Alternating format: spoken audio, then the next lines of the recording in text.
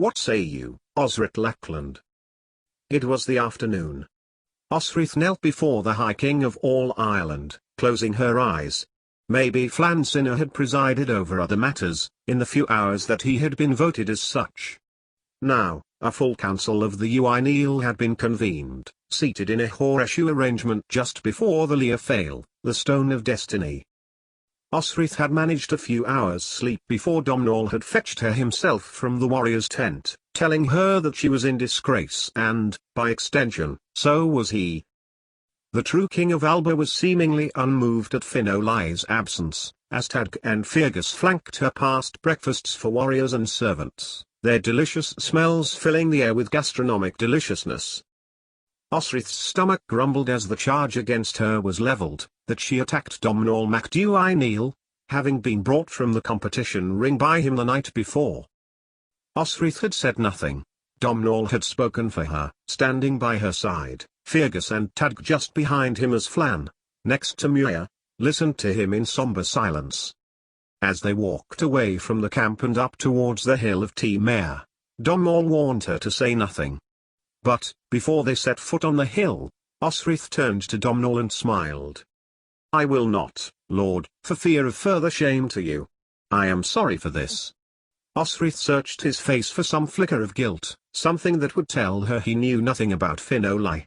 But she could discern nothing and had to content herself with trusting that her friend had got himself as far away from Tara, from Mike, from Irian as he possibly could. Now, with Flann's sons, Don Chada, Engers and Malruanade at his side, and Constantine by Muir's, Osrith had knelt low on the grass of that sacred hill, ready to beg forgiveness from the new king, under whose protection she depended. Yet, how could she, honestly in her heart, ask for it when at least one of the men before her had been complicit in sending into slavery one of their own, a royal princess, whose position as Flann Sinner's previous wife, and sister of Domhnall had not been enough to prevent her fate. And now, the High King had asked to hear from her. "My lord," she nodded across to Domhnall, "has been good enough to allow me to warrior by his side," Osrith began. "I am, first and foremost, a warrior, and I saw an opportunity to replace my father's sword, which was taken from me." She raised her head, and looked at Domhnall. "I deeply regret my actions to Prince Domhnall, King of Doia, of the Northern Uineal." She sighed, before finishing, "And whatever punishment you see fit, I shall bear it with my head held high, and the honor given to me by my lord Domhnall, rightful King of Alba, in the name of the true God Almighty." There was nothing else to say, Osrith thought, as she got up from her knees, keeping her head bowed low. She must trust that Domhnall would defend her, as his warrior, and try to forget that he may have been complicit in casting Finn O'Lai, also his warrior, aside. "My lord king," Domhnall said, by her left. "Indeed, it is right to bring to hear the actions of my warrior and proclaim a judgment. This Saxon girl was travelling to the holy island of Iona, on pilgrimage with her family when all were killed by a Norse attack. She saved the life of our cousin, Constantine, when he was a young child on the field of battle, and has sought to do her duty by the House Alpin ever since."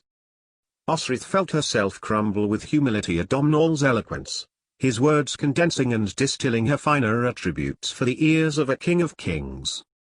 "Moreover," Domhnall continued, placing a hand on Osrith's shoulder, "she warrior of exceptional skill that I have sought to use to my advantage, something she has delivered many, many times. By her own admission she did attack my cousin Domhnall. I can only assume, my lord king," he looked across to Flann, "that in doing so, no doubt she was endeavouring to protect herself as I instructed her to." "Protect?" asked Flann, as Osrith saw Muir shifting uncomfortably in the seat next to her new husband. She suspected what happened, Osrith guessed.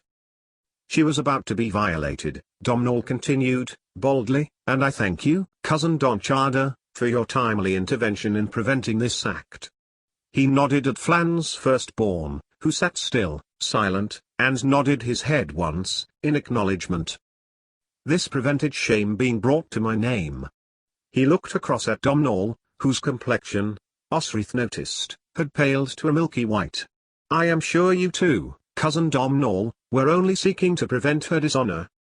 Domnall did not make any move, but sat still and silent. And now, the king called Osrith over to him again, beckoning with a thick finger, amusement in his eyes.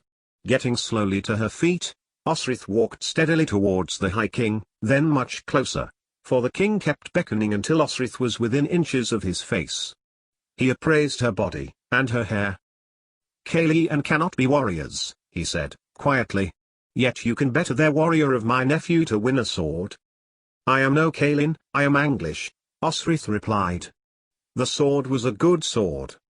The king beckoned her closer still, stale ale and meat on his breath as he spoke close to her ear. "You are no warrior without a sword," Flann continued, whispering only to her. "Your hair will grow again. During that time you must find a way to earn it back." Then, almost as an afterthought, added, "My nephew is as much of a bastard as his sister was a bitch." King Flann of Tara and High King of all Ireland then pushed her away, pointing to a spot 3 feet in front of him. Osrith looked at it, feeling the weight of Flann's words. Ethne, a bitch to equal her bastard of a brother. Did she really deserve slavery? She faltered on her feet as she realized that was where he wanted her to stand. Domnall strode over to it, standing next to Osrith. "Osrith Lackland, do you swear loyalty to the Alpine line, throughout its generations for the remainder of your life?" Osrith turned, and looked at Domnall. Women did not swear allegiances, for women were not warriors. Who could trust a woman's word? Especially as this one had a prior call on her honor to leave the Alpine line as soon as possible, find her brother? Everyone waited. Osrith realized all eyes were on her. She had to make it true. Lowering her eyes, she fell to her knees, head lowered, eyes to the grass. "I promise loyalty," she declared, as clearly as she could, so no one could mistake what she said, "to the line of Alpin, King of Alba, to Domnall."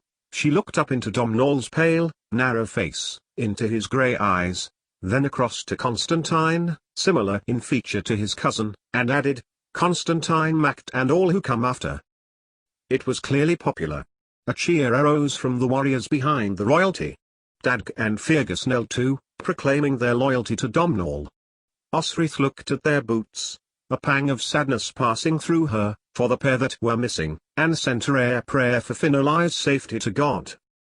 Then, "Rise, Osric Lackland," declared King Flann, who also rose. "King Domnall of Alba," he said, beckoning him over. "I leave punishment to you for the wrongdoing over your warrior." Osrith chanced to look across to Domnall, whose face was even paler than before, his features frozen, as if he dare not move them for fear of unleashing his anger. "I give this to you," Flann added, taking up the Flemish sword, Osrith's swin which Doncharda had confiscated. Osrith realized for the first time that it had been, for the duration of the trial, at the king's feet. "You will keep it on behalf of your warrior, and only allow her to have it when she has proved her oath."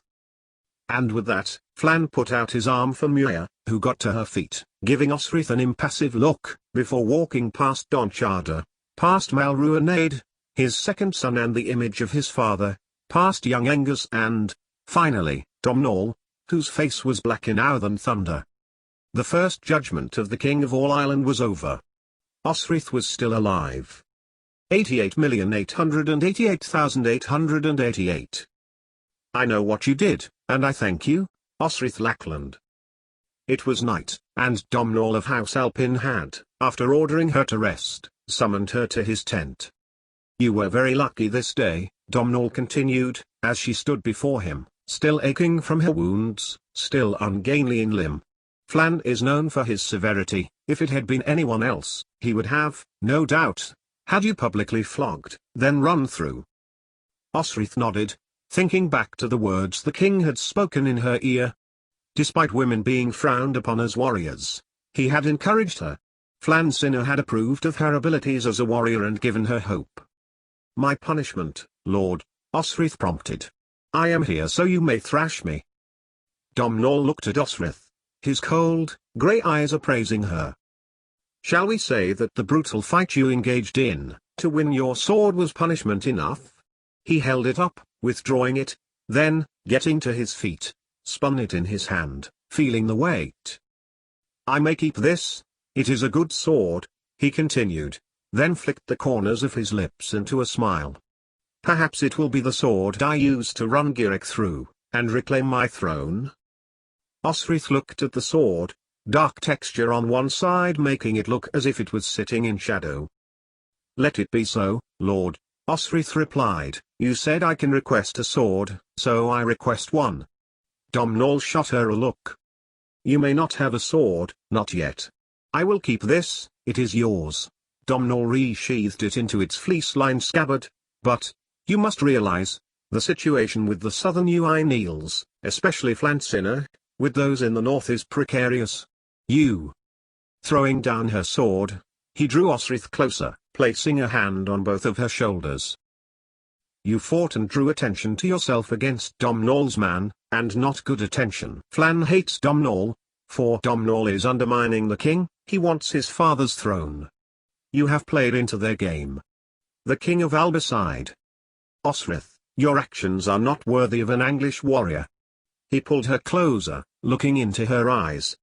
"Your actions today, yesterday, and always are worthy of a Gaelish prince." And then, Osrith found she had pressed her lips to Domhnall's, breathing heavily as she brought her hands to his face.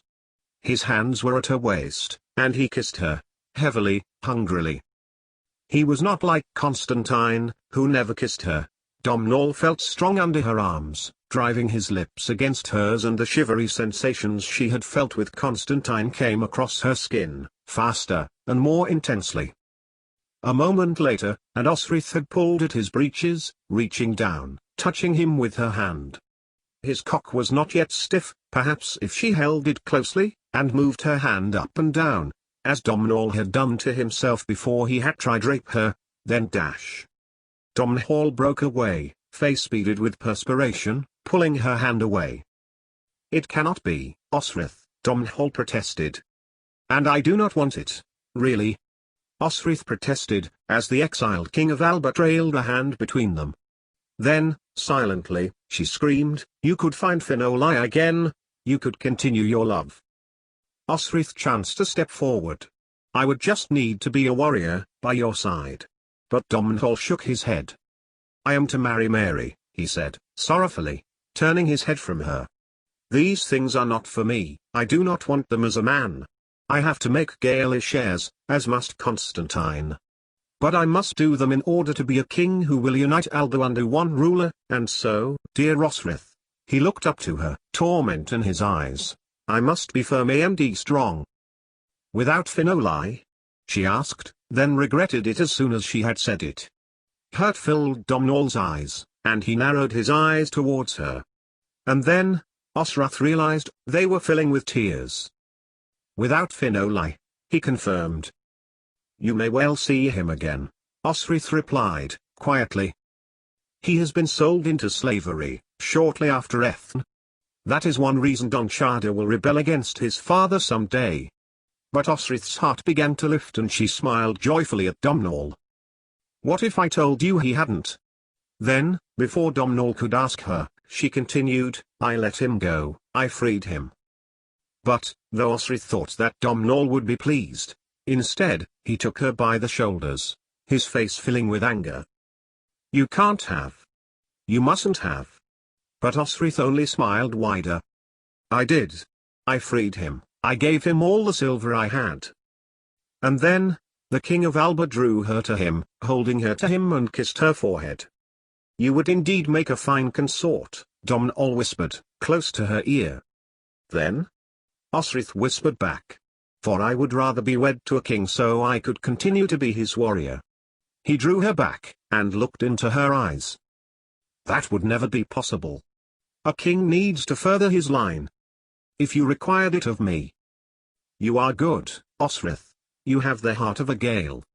Then, a thought occurred to Osrith, a dangerous thought. "What if I had something else?" Osrith babbled, desperately. "You want to expand your kingdom once you reclaim it?" He waited, looking into her face, said no words as Osrith continued. "I know you want to expand your kingdom into Northumbria." Osrith's words tumbled over her tongue like spring water over rocks. "When you overcome your usurpers, this is what you desire." It is. Well. And then she stopped, her hypothalamus finally getting through to her hippocampus. It would be so easy to tell him who she was, that she had a claim on Bibbenberg, so any husband of hers would have a claim too, and on land in Northumbria.